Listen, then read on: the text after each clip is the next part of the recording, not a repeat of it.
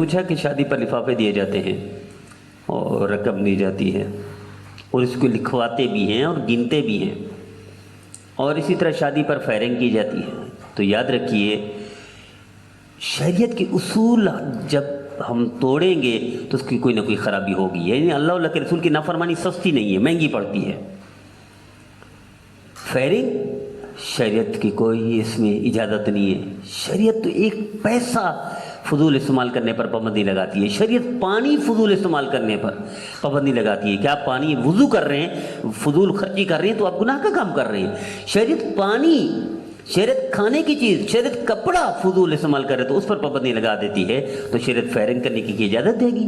اور خصوصاً ہمارے ہاں کلچر بن گیا ہے رات کے 1 بجے اور 2:30 بجے کے درمیان شادی پر فائرنگ ہوتی ہے، جبکہ سوئے ہوتے ہیں بچے، جاگ جاتے ہیں. کسی کی موت واقع ہو سکتی ہے بچوں کی، اور یہ تو یوں سمجھے ناجائز نہیں، یہ حرام ہے. اور مسلمان تو ہے سلامتی والا. اسلام سلامتی کسی کو دکھ نہیں دیتا، مسلمان تکلیف نہیں دیتا، مسلمان کتے کو تکلیف نہیں دیتا، مسلمان بلی کو تکلیف نہیں دیتا، مسلمان کیڑے مکوڑے کو تکلیف نہیں دیتا. اور مسلمان کو تکلیف دے؟ رات کو سوئے ہو بندے 1 بجے 2 بجے آپ فائرنگ کریں، ایک شریعت کسی اجازت دے گی؟ قطعاً اجازت نہیں دے گی، ناجائز ہے. اور اس میں جتنے لوگ تعاون کر رہے ہوتے سارے مجرم ہیں، سارے گناہ گار ہیں.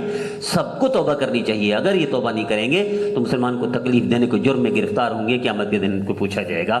شریعت کا مسلمان کی اہمیت بیت اللہ سے زیادہ ہے. اور آپ رات کے 1 بجے 2 بجے فائرنگ کریں، لوگوں کو جاگے ہوئے اٹھائیں اور تکلیف دے بچوں کو. بچے چیخ پڑتے ہیں بیچارے، سینے پھٹ سکتے ہیں، ان کا دل ختم ہو سکتے ہیں ان کا. کیا یہ جائز ہے؟ اسی طرح یہ لفافے دینا اور اس کو گنوانا پھر ان کو لکھوانا، یہ بھی شریعت اجازت نہیں دیتی.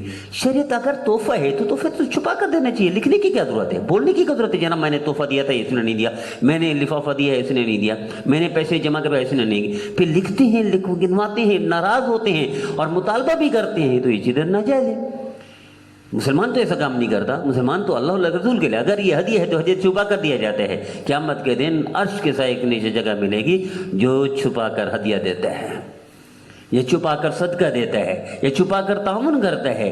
اور مسلمان ریاکار نہیں ہوتا، مسلمان دکھاتا نہیں، شعبہ باز نہیں ہوتا. اور یہ ساری ریاکاری ہے کہ اگر لفافہ نہیں دیتے، پیسے نہیں دیتے تو ناراض بھی ہو جاتے ہیں.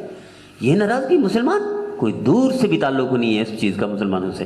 تو ہمیں ان دونوں چیزوں سے بچنا چاہیے. اللہ کے رسول کی فرما برداری میں ہماری کامیابی ہونا چاہتا ہے.